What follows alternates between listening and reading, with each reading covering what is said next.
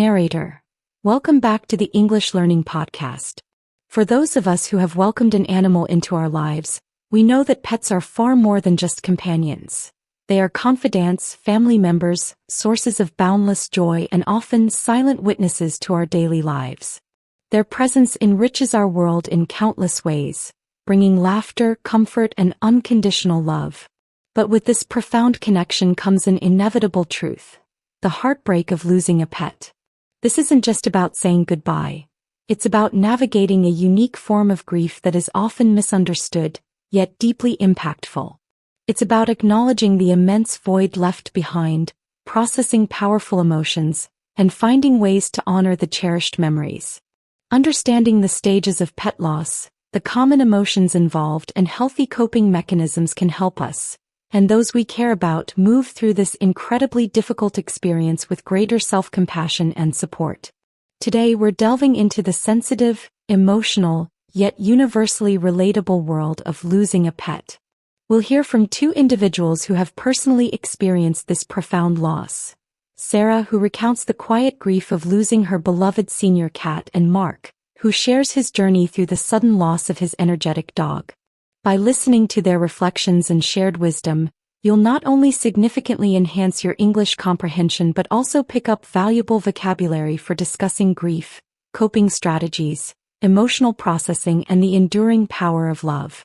Stay with us until the very end for a comprehensive practice session that will help you articulate your own experiences with loss and offer compassionate support to others. Get ready to explore this tender topic with understanding and empathy. Dialogue section. Sarah: Hi Mark. It's wonderful to connect, though the topic today is certainly a heavy one.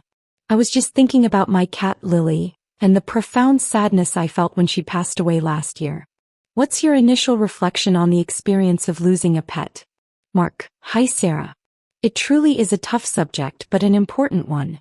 For me, losing my dog Buddy was incredibly disorienting. He was such a constant, energetic presence. The house felt so empty, so quiet. I was surprised by the sheer intensity of the grief. It wasn't just sadness, it was a physical ache. What was the most challenging aspect of Lily's passing for you? Sarah: For me, beyond the immediate heartbreak, it was the silence and the breaking of daily routines. Lily was a senior cat, so her passing wasn't entirely unexpected, but even so, the finality of it was a huge shock. I missed her quiet purrs, her head nudging my hand for pets, and just seeing her curled up in her favorite spot. The void she left behind was immense. My biggest fear was that I wouldn't be able to cope with that emptiness. It was a real emotional struggle to adjust. Mark: I completely understand that, Sarah. The routine changes are truly underrated in how much they impact you. My biggest challenge with Buddy's sudden loss was the feeling of guilt and the endless what-ifs. He was healthy, and then without warning he was gone due to an accident. I kept replaying the events, wondering if I could have done something differently, even though logically I knew I couldn't. That feeling of unresolved regret was incredibly difficult to process. Sarah: It certainly is. The what-ifs are a cruel part of grief. What was one unexpected source of comfort or a small moment of solace you found during that difficult time? Mark: Believe it or not, getting cards and messages from friends and family who acknowledged Buddy's importance in my life was a huge source of comfort. Many people said things like, "He was such a special boy," or shared funny memories of him. It felt like a validation of my grief, that it was okay to feel this deeply for a pet. And oddly, going for walks in places we used to go together, just sitting and reflecting, was surprisingly cathartic. Sarah: That's truly wonderful, Mark. Those acts of empathy and shared memories are so reassuring and can genuinely lighten the burden of grief.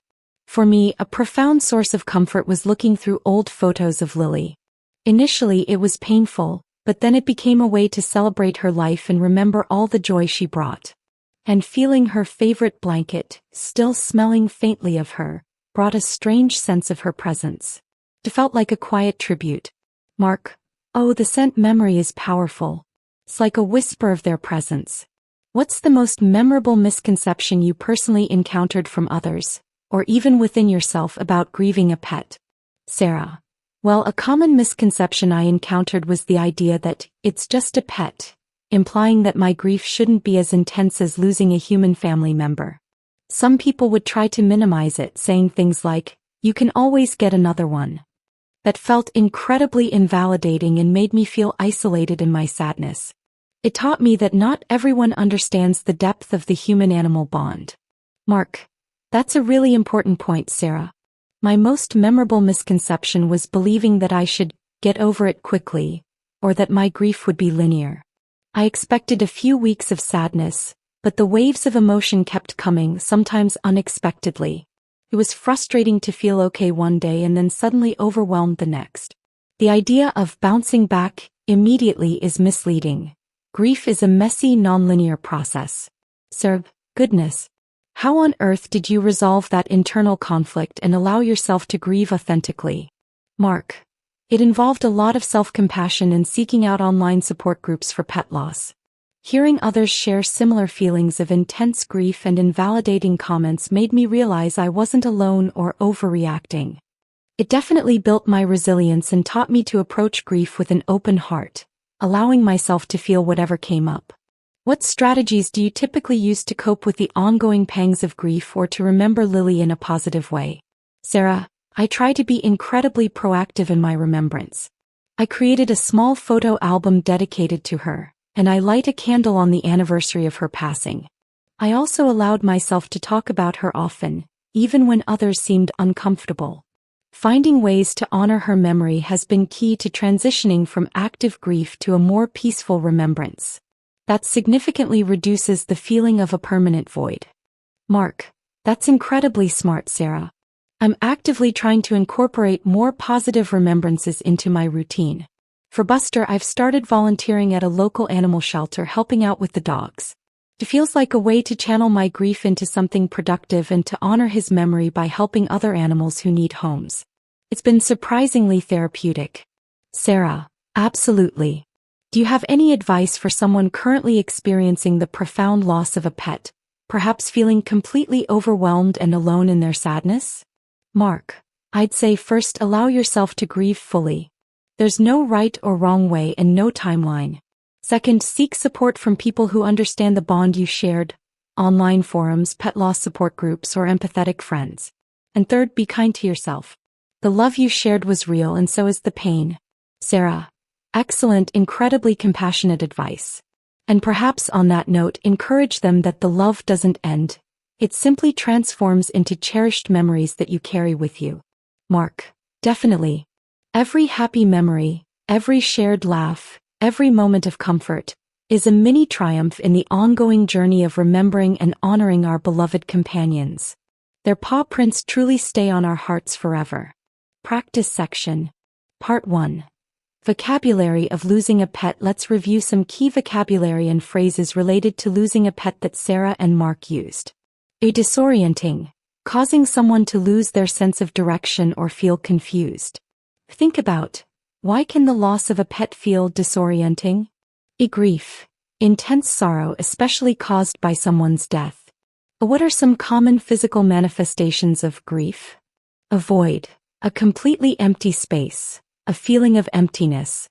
How does a pet's passing leave a void in one's life? Or emotional struggle, a difficult and prolonged effort to cope with feelings. Why might adjusting to a pet's absence be an emotional struggle? A guilt, the fact of having committed a specified or implied offense or crime, a feeling of having done something wrong.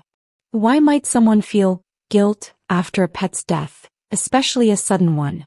Unresolved regret, a feeling of sadness, repentance, or disappointment over something that has happened or been done, which has not been dealt with or accepted.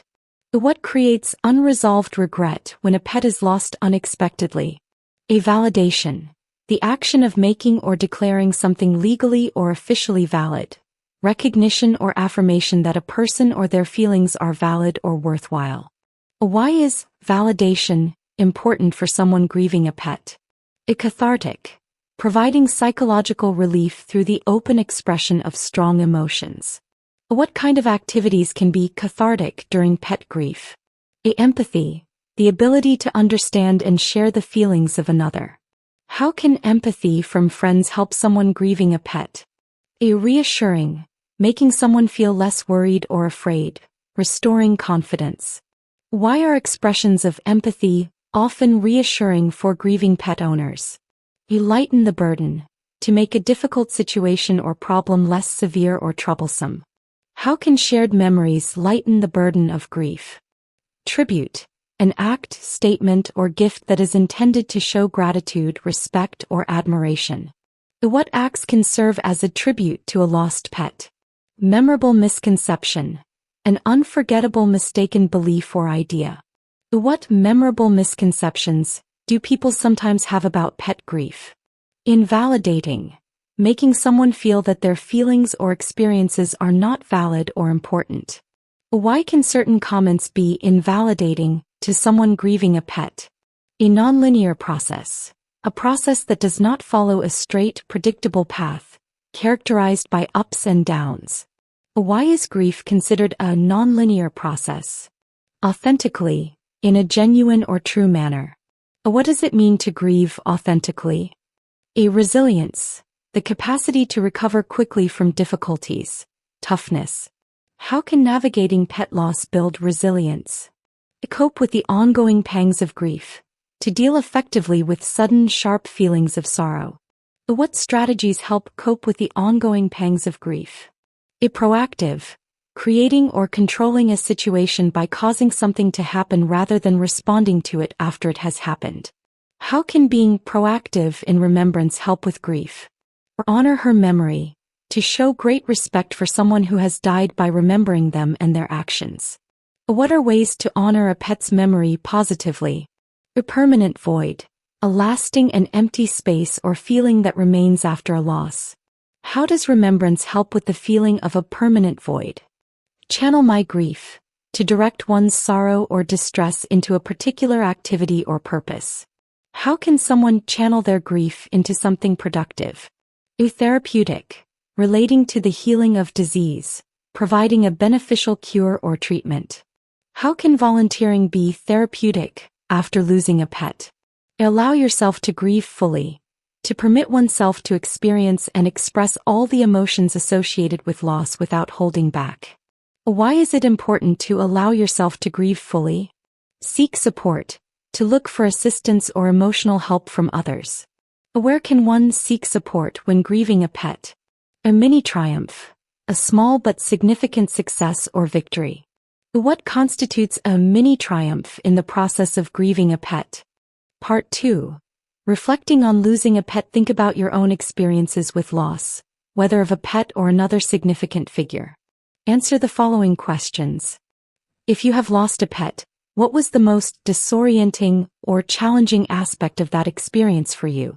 What was one unexpected source of comfort or a mini triumph you found during that difficult time? Have you ever encountered or held a memorable misconception about pet grief either from yourself or others? Describe it. In your opinion, why is it important to allow yourself to grieve fully after losing a pet, rather than trying to suppress emotions?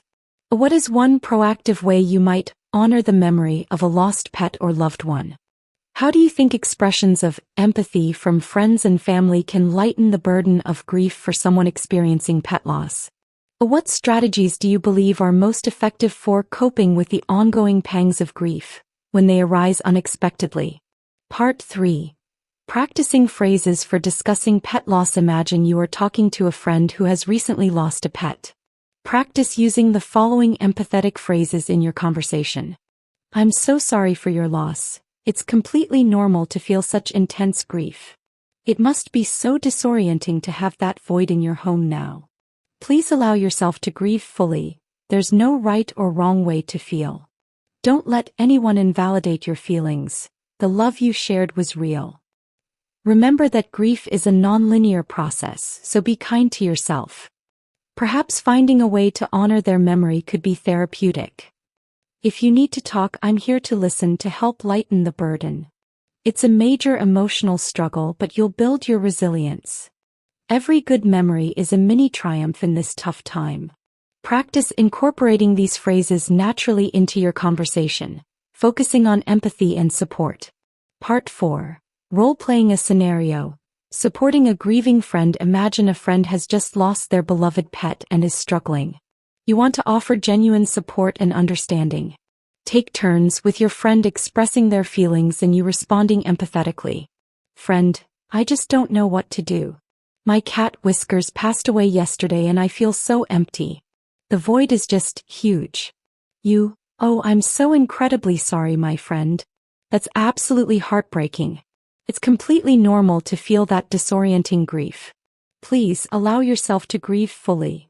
Friend, but I feel silly.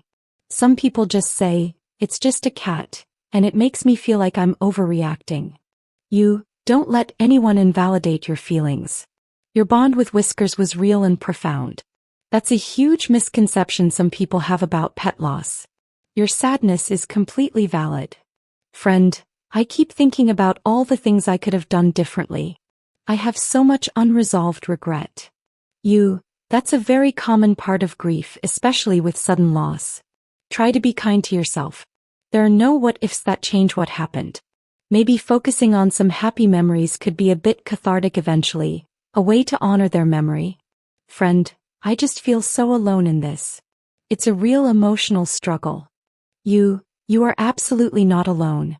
Many of us have experienced this, and there are even online groups specifically for pet loss if you want to seek support there. I'm here to listen anytime. Sharing those memories can truly lighten the burden. Friend, thank you. It's just so hard to imagine feeling okay again. It feels like a permanent void.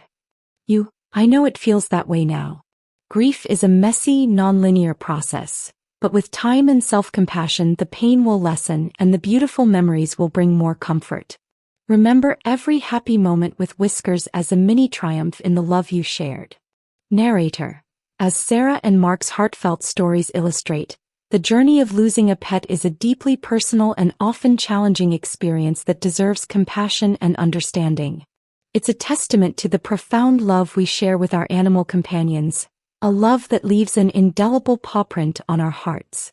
By acknowledging our grief, seeking support from empathetic individuals, and finding meaningful ways to honor their memory, we can navigate this difficult path with self-compassion and eventually find peace in the enduring bond we shared. Thank you for joining the English Learning Podcast today. We hope this episode has provided you with valuable language and comprehensive insights for understanding and discussing the tender topic of losing a pet. We'll be back soon with more engaging conversations to support your English.